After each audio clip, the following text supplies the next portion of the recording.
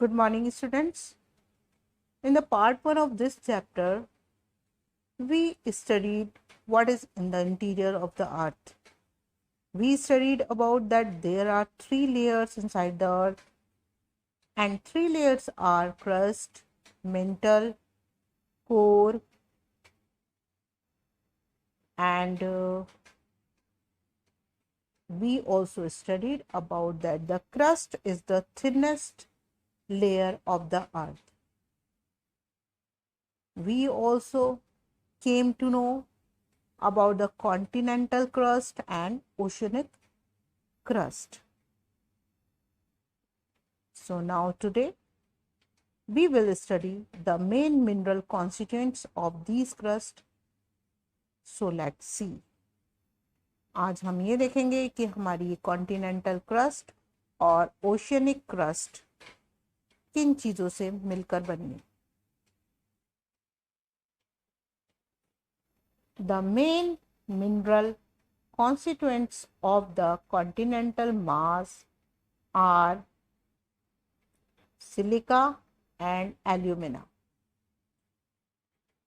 हमारी कॉन्टिनेंटल मास सिलिका और एल्यूमिना से मिलकर बनी है. इट इज दस कॉल्ड सियाल, और इसीलिए इसे सियाल कहते हैं. और इसे आप सियाल क्यों कहते हैं? Si फ्रॉम सिलिका, ये Si लिया गया है सिलिका से, एंड Al फ्रॉम एल्यूमिना. तो इस तरह सिलिका का Si और Al एल्यूमिना से लेकर सियाल बना है. और कॉन्टिनेंटल क्रस्ट को हम सियाल के नाम से जानते हैं. The oceanic crust mainly consist of silica and magnesium. अब ओशियनिक क्रस्ट कैसे बनी है, किन चीजों से मिलकर बनी है? ओशियनिक क्रस्ट में है सिलिका एंड मैग्नीशियम. सिलिका हमारी कॉन्टिनेंटल क्रस्ट में भी है और हमारी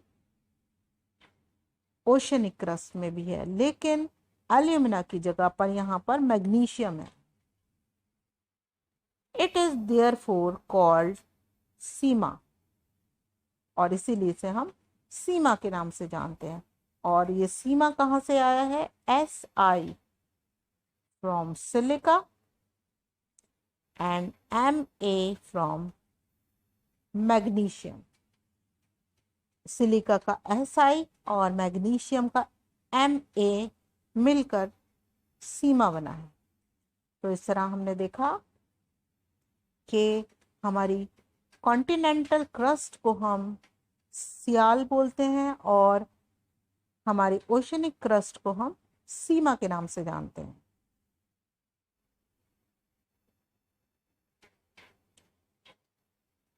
नाउ आफ्टर द क्रस्ट हमारा दूसरा लेयर शुरू होता है अर्थ का, और वो है mental. Just beneath the crust is the mental. हमारे बिल्कुल क्रस्ट के नीचे मेंटल है, विच एक्सटेंड्स, जो कि फैला हुआ है अप टू द डेप्थ, गहराई में, ऑफ 2900 किलोमीटर. और ये 2900 किलोमीटर तक फैला हुआ है बिलो द क्रस्ट, क्रस्ट के नीचे. तो इस तरह क्रस्ट हमारी सबसे थिनेस्ट लेयर है, जो कि अर्थ की ऊपरी सतह है, जिसे हम लिथोस्फीयर के नाम से भी जानते हैं. और उसके नीचे, जस्ट क्रस्ट के नीचे बिल्कुल मेंटल है, और ये मेंटल जो है वो मोल्टन मैग्मा से बना हुआ है, और इसकी गहराई 2900 किलोमीटर है. Beneath the mantle, the third layer of the earth starts, and it is core.